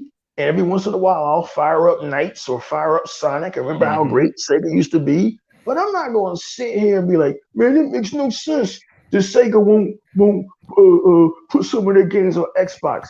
That's on y'all. I'm just a casual observer. I'm just going to be here and watch these companies go the way of WCW. Hey, perfectly put, man. That's how I like to explain it too. Look, I ain't telling them what to do. I'm just saying, man, when you put out reports like this, I'm gonna talk about it. Sometimes if I find it interesting enough to talk about it, I'm gonna talk about it. It's that simple. Google Poll here said, I watched a documentary on Drive Club issues. It was interesting. They had issues with Sony and VR and MP multiplayer. Yeah, that game had no chance, man. First of all, Sony's got to stop doing this Forza killer, Halo killer shit because it's never going to work. All right, you just got to stop that, man. The moment you say it's a quote unquote killer of another big franchise, you already put unreal expectations on that game, and I'm sorry, you're never going to have the quality of Forza. You're not. They're masters at their craft. Yeah. They're on a different level, man. Yeah, they're on a different level. Yeah, those rain effects was an overlay that was added to drive clumps a month after release. Also, Forza Motorsport 5 was Drive Club's competitor. Yeah, and it was a far superior game. Forza Motorsport was 1080 60 frames locked. Drive Club was 1080 30. Well, I mean, the PlayStation never had a 1080 60 game in general, so that era was just BS all around. Zink said, "Yep, Playground Games was topped by Turn 10. Fable is going to be incredible." Oh yeah, no doubt, no doubt. Zink, Fable's going to blow people away. Fable, Hellblade 2, those games are going to you listen. I'm telling you, people right now, your jaws are going to drop when you start your Xbox and play those games whenever they release. Oh And yeah. N23 McGee, I can't take anything Sony says seriously. They lost $20 billion in a tweet. Yeah, that's a great point. That's a great point, man. When a tweet ruins you, you know you ain't shit, man. Yeah, well, you shouldn't take anything seriously from them because they've historically been liars for Hmm. 25 years. Yeah, Everybody's like, well, why do you constantly believe everything Microsoft says? Because they don't have a history of lying. yeah. From time to time, they've made an overestimation, like Hmm. when they showed what the hell was the Oh, Crackdown 3. Crackdown 3, the multiplayer for Crackdown 3. They overestimated what the Xbox One could do. Hmm. They were showing some shit that ironically they can do now. Yeah, Ironically, they can do that shit now that they yeah, showed back at E3 2017. They couldn't do it back then. The hardware wouldn't allow it. yep. So that was the one time you could sort of say, hey, they made a misjudgment, but Mhm. Xbox has never lied to you flat out. Yeah, yeah, yeah. They don't do the Killzone trailer. That was a lie. The emotion engine thing. That was a lie. Mhm. That Play- ultra. Yeah, what was that? PlayStation 3 could power a nuclear Yeah. submarine, all that bullshit. I don't even know. I don't even know how people hear that and write it in print. Like, yeah, yeah. You know Oh what my I'm saying? god. At no point did you say, "Hey, what's up, Craig Simmons?" At no point did you hear something that outlandish like, nigga, what? Hmm. Hmm. Man, uh, the Game Pass is unsustainable. Like, wow, like you really did your research there. yeah. Also, Microsoft hired some of these Lionhead employees back. They work at Playground and Games on Fable. Hey, that's a good point, Zink. They did hire that. Bob MCPE said Jimmy dancing line. Yeah, Jim Ryan. He lies, man. He lies more than Pinocchio. N23 McGee. Does anyone remember when Sony launched the PS5 with no storage option? Yeah, they rushed that. They rushed that launch, man. They rushed that launch. They saw that the Xbox was ahead of them, and they just threw whatever they could into that ugly ass box and sent it out his way. Crayson says, "Damn, Erock went the way of WCW. That still hurts to this day." Yeah, man. The NWO was my shit back in like 1997. Cray. Yeah, man. But WCW going under hurt. but they had did that to themselves. Yeah, yeah, yeah. Oh yeah, no doubt. It's just one of the things like as a fan, you look back and wrestling never hit that height again for me or anybody Hmm. that I know. So we look back on it fondly, even though they ran them own selves to the ground with bad business decisions and overpaying wrestlers they didn't use and all this other nonsense. That I remember seeing a documentary on it, and it is kind of eye opening how unfortunately poorly they ran, man. Which again, for those who weren't around, the NWO was probably the biggest thing in wrestling in my lifetime. I wasn't around for the Hulk Hogan era, Hulkamania, none of that. I was around for the NWO, and when I tell you, people, like my school tried to ban NWO shirts, and they wouldn't work because That's wow. the kids would just still show up with NWO shirts, right? They had this shit that in hindsight, like it's the same thing that Sony is doing with the timed exclusivity. Mm-hmm. And at the time, you think it's great, yeah, timed exclusivity for Spider-Man. But then when we do that post-mortem, and we will, Mm-hmm. you're gonna see what a fucking colossal waste of money it was. Yeah. WCW would do shit that we thought was great at the time, like fucking sell out the Georgia Dome and put Hulk Hogan versus Goldberg on Right, right, right. Oh, I remember that. Monday Nitro, right? Yeah, man, But that crowd went wild when you and gave we him the thought like, Jack yo, Hammer. this is awesome. This is why they're better than WWF. In hindsight, Vince McMahon has said, why wouldn't you say that for a pay-per-view? Right. Yeah. Eh, eh, but- Have him pay to see the moments like they did with Stone Cold. Because Boom, Stone Cold was popular at the same time of Goldberg, right? And he boom. blew up, man. I listen. I used to watch this stuff religiously like E-Rock back in like 97, 98, man. When Stone Cold blew up, he blew the fuck Yeah, up. he blew up. I mean, this dude, I'll just be chilling on a random Saturday. Stone Cold showing up on what's that dude's name who had the nighttime show at the time?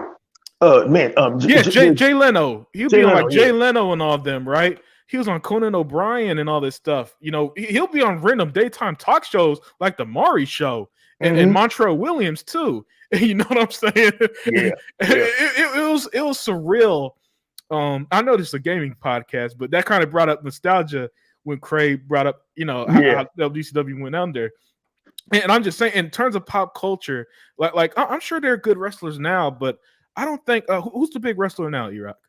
The big wrestler now is in WWE. It's called Roman Reigns. Okay, yeah, I don't think Roman Reigns is out there, you know, in the general pop culture, you know, audience like Stone Cold was or the NWO was. There's stars out there. The only guy who I could say has a cult following Mhm. and had motherfuckers in the arenas crying. Mhm.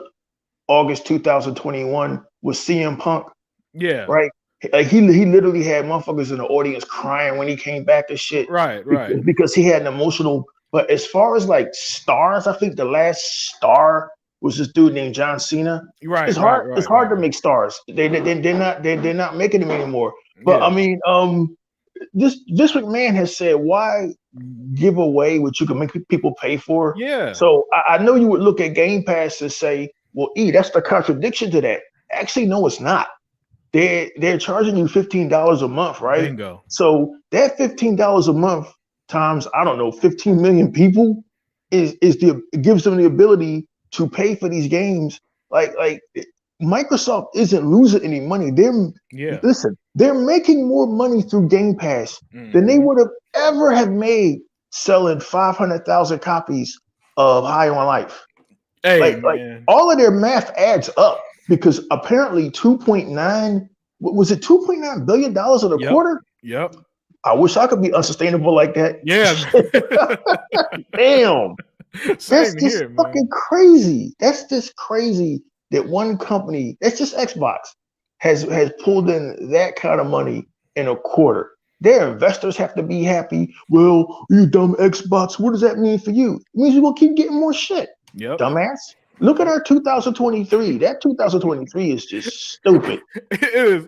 Yo, listen, that might 2023 might end up being the greatest year maybe ever. It's definitely going to be up there in the Hall of Fame years like 1998 and 2004 and 2007 where we just had unreal years of gamings. I don't know about you, my dude, but like I haven't, because I'm getting ready for the holidays, man. I'm cooking Sunday morning. Oh no. I have not finished A Plague Tale Requiem. I want to. I'm almost at the end. I have not even gotten anywhere near finishing Gotham Knights. I just started on High on Life. I still got. If you have an Xbox, there's several games in your rotation. Like I haven't. I can't get on any of these games. It's just so you look at 2023 and how stacked it is. It's almost unbelievable. And again, for people to say gaming is in a bad place, like maybe you're in a bad place because it's almost, I've never seen gaming like this. Okay. I haven't had an emotional attachment to a game the way that I had with Fable or Assassin's Creed Odyssey, right? Assassin's Creed Odyssey, I played for like 3 months from beginning to end. Right. But I mean, that's just the nature of this business. Then there's some games like Halo Infinite that had captivated my attention so much, I finished it in like 2 weeks. Right. You know, gaming be that way sometimes, man. You know, there's games that capture your imagination. There's games that go viral like Elden Ring for some reason. And then there's games that are just surrounded by too much fucking hyperbole for its own good, like God of War. Like, oh my God, it's a life-changing experience. I became a better father with age trust. Like, shut what the fuck? Just, you know, you can tell like if me and Unlimited Production tell you that Black Adam is a damn good movie, you can trust our opinion. we're not going to go into hyperbole like, oh my God, it's better than anything. Yeah. It's better than Dark Knight.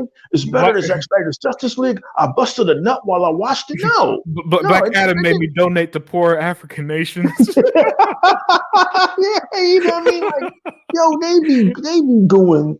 People just be going through it, and especially these guys on Metacritic and people like Colin Moriarty. In a different way, he uses hyperbole. Like, I think Xbox is dangerous for the industry. It's a vertical monopoly. Yeah, going through a long ass list. He pulls out his thesaurus with Xbox. Yeah. I mean, it's just crazy out here. So all we can do, even though the E-Rock X channel has historically been satire, all I can do, Hebot can do, Tuck, Sega Man, and Hebot is try to bring you some truth. That's all we can do. That's all. Nobody's going to listen to us, but I mean, we can at least try. Not true. That's not true. Daya hit me up on the last show saying that she learned a lot, from watching us. So, well, that's banging. Yeah, so people, that's so we got an audience that listens to us, But I get what you're saying. We don't hit 100,000 subscribers like Colin Moriarty, and then lie to him for 3 hours, And like Zink here said, Colin said, Phil is lying about Game Pass being profitable. Yeah, Colin. Wow. How about this, Colin? If you know so much, then tell me what are Game Pass number? Tell me how the head of Xbox is lying, but you aren't.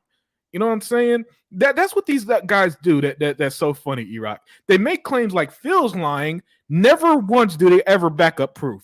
Never. Listen, if you're gonna here's the thing. If you're gonna make the claim, I learned this when I did debate in high school. If you make the claim, it's your job to back it up. It is. If you're gonna say Xbox Phil's lying, back up the claim. Show me where he's lying, because every report that I've ever seen, they made $3 billion a quarter, record-breaking $16.2 billion in a fiscal year. You know what I'm saying? Every single metric, E-Rock, games like High on Life are massive successes, right? Every single metric shows me Phil's telling the truth. So if they live in some weird alternate universe where if PlayStation's not doing well, they can't accept it. Microsoft, WWE, Warner Brothers, these are all GlaxoSmithKline, Pizza Hut. These are all publicly traded companies. Thank you. With not just board of directors, but shareholders, people like you, right? So they have to report to you, like every 3 months or whatever it is, or whatever a quarter is. They have to report their earnings, and if they lie, the Security Exchange Commission does what's called an investigation. So it's like, to avoid the Security Exchange Commission from messing up all the work and government inquiries and shit, you tell the truth, Colin Moriarty. But he's so emotionally attached to a brand that he'll just let anything come out of his mouth now. And it's just funny to see. And he does it with such conviction. He's so intelligent. He's so smarter than you or I or anybody else. Yeah, he's hilarious. He's got that smugness. He talks in that smug way. It's kind of like how people stereotype a rich person on looking down. That's how he talks.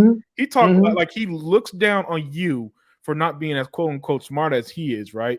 And I know that politically he's right wing and stuff like that. So he got that like republicanism in him, right? Where he really looks down on certain people. And it's so obvious by the way he talks down to his own, which that's another thing I don't get.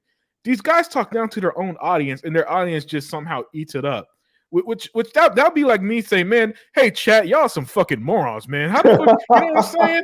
Why the fuck would you watch me if I'm calling you guys morons? You know what I'm saying? But yet they somehow stick with it. I don't get it, man. I don't understand it. But hey, man, do you? The only thing I say when people like Colin Morty, if y'all gonna do you, understand I'm gonna do me and call you out when you say nonsense. Exactly. It's that simple. Y'all could be mad, y'all could block, y'all could send whoever y'all want after me. I genuinely don't care. Y'all do realize that the moment me and E-Rock are done with the show, we're both going back to life, right? We're both going back to our Christmas stuff and all this other stuff and chilling, right? But for y'all, it's a genuine emotional daily investment with them, E-Rock, and that's the difference. For us, it's entertainment. For us, it's just the love of gaming. For us, it's the love of the hobby at its core. For them, for some of it, it's their job, right? And I do think that if sometimes, even if you love gaming, if it's your job, there's still that job mentality towards it where shit, I got to do this, I got to do that. You know what I'm saying? So there's going to be some love pulled out of it, in my opinion. Uh, Oh uh, yeah. yeah. So this is a job for him as well, right? And so he needs to keep them riled up, man. And sometimes the best way to keep your audience riled up is to just make shit up, get them emotionally. You know what I'm saying? Get them emotionally riled up. Oh, Xbox is a vertical monopoly, and then 1,000 of their fanboys go on your channels. It's a monopoly. You fanboys, you don't know anything. It's a Mhm. monopoly. You don't know what the fuck a monopoly is. Microsoft literally got sued in the 90s for being a monopoly, right? Mhm. Right, and so they of all companies know what a fucking monopoly is. All right, they literally got sued for it in like the late 90s. So please spare me this nonsense you guys just go with. But at least at the end of the day, all it tells me is that Xbox won, because we Yeah. talk about Xbox, they talk about Xbox, Sony talks about Xbox, the U.S. government talking about Xbox. Who Yep. isn't talking about Xbox at this It's point? crazy. It's crazy. And the disrespect I have for Colin Moriarty is, look, everybody who's ever known this guy or seen this guy knows he's a PlayStation fanboy. Everybody knows that except for him. He won't it. Just say we know you, we know who you are, we know who these guys are. He tries to go on here and seem like he's so fucking intelligent. Dude, you lost. Just take the fucking L. Like diehard DC fans and Warner Brothers fans. Mm-hmm. We lost. We Yeah. lost. Look, I don't know any of the, and I said this on social media. I don't know how any other lady put this. This is a fucking L. This is a Right. fuck. But then again, the actual winner, fucking Disney, their fucking movies are tanking. Avatar didn't make the money they thought it was going to be. They were Mhm. way off of those projections because that audience ain't there no more. That I audience could have ain't told there. you that. That audience ain't there for fucking Avatar. That audience wasn't there for Black Panther, Wakanda Forever. That audience just ain't there no more, man. People are not going to the fucking movies anymore. Turns out that Spider-Man No Way Home was an anomaly. Mm-hmm. Fucking Strange World flopped. Avatar didn't make the money they thought it was going to make. Listen, Mm-hmm. like it's Warner Brothers fans, DC fans. It's okay. We lost. We lost. We lost. We lost a well-established universe. And ain't no telling what the fuck we going to get in the next 5 years. Just take that L. I'm taking it. We lost. So what? What the fuck? Yeah. Colin Moriarty and his crew and the PlayStation fanboys can't accept that they lost. This shit is mind-boggling to them. It should have been evident when Xbox bought ZeniMax and Bethesda. But Yeah. this whole Activision shit sent them over the fucking edge because the success of Game Pass, every Mm-hmm. time shit like High on Life defies their expectations of what a game should be. Oh, it should be a AAA banger. So like God of War. And so like those Game of the Year awards for God of War, that means something to Meaningless. them. But to them it means something Oh yeah, yeah, because yeah. it adds to their perception that PlayStation is thriving. But when all around you, to anybody that follows business, the signs are there that this company is fucking tanking. The signs are there. You look at the fan base. Every time Colin Moriarty does a video, it's with despair. He's got those puppy dog eyes, like that painting of the puppies in your grandmother's basement. It's like, Mm-hmm. dude, like just I don't know what it is with these guys, but they're never gonna stop. They don't eat, they don't sleep, they don't take a shit, they don't go to church, they don't get any pussy, they don't go on dates, they don't watch Netflix, they get up at 6 o'clock in the morning, Xbox. They go to bed at 11 o'clock at night, Xbox. Xbox. Yeah, I've man. never seen anything like this. Well, you guys are sitting here talking about PlayStation. What else is there to talk about? Nintendo won't give us any news. They over there, they stay quiet. First of all, we talk about Xbox first and foremost. Exactly. And like I always said, the crux of all my discussions is always Xbox first. If Sony gets mentioned, it's in the frame of Xbox, like the Square Enix shit. And Mhm. Zink Searhead said we knew it, as in Colin Moriarty was a PlayStation fanboy when he and Greg Miller were at IGN. Yeah, and Colin Moriarty once said something wild that what was it? He said, oh yeah, he never owned an Xbox, but he knows about Xbox because he reviewed it or some shit on 360. That's It was crazy. it was some crazy off the wall comment that again it makes no sense. But you know when people rightfully call him a fanboy, instead of just being like I like PlayStation. What about it? He got to double down and pretend he's objective. You know he does the fake neutral stuff like all these other YouTubers Which I do. hate. Yeah, that shit drives me crazy too. that fake neutral. Oh, I play on everything, and in his case, he don't even own an Xbox. So how do you play on everything? Mm-hmm. You don't even own when you don't even own a third of the major console makers. At least we unapologetically say, yeah, of course we love Xbox. You go to my channel. I do Xbox collection videos, unboxing videos, gameplay. At what point would you ever watch my videos, E-Rock, and think I'm a neutral? Exactly. You know what I'm saying? Exactly. At what point do you go to E-Rock's channel and see his Halo gameplay, his Plague Tale gameplay, and any other game he's playing that's clearly on Xbox, and think, man, this guy sure loves PlayStation? Exactly. Never. Other than that, I think got everything off my chest I want to say. So I think we're gonna call it a night there, E-Rock.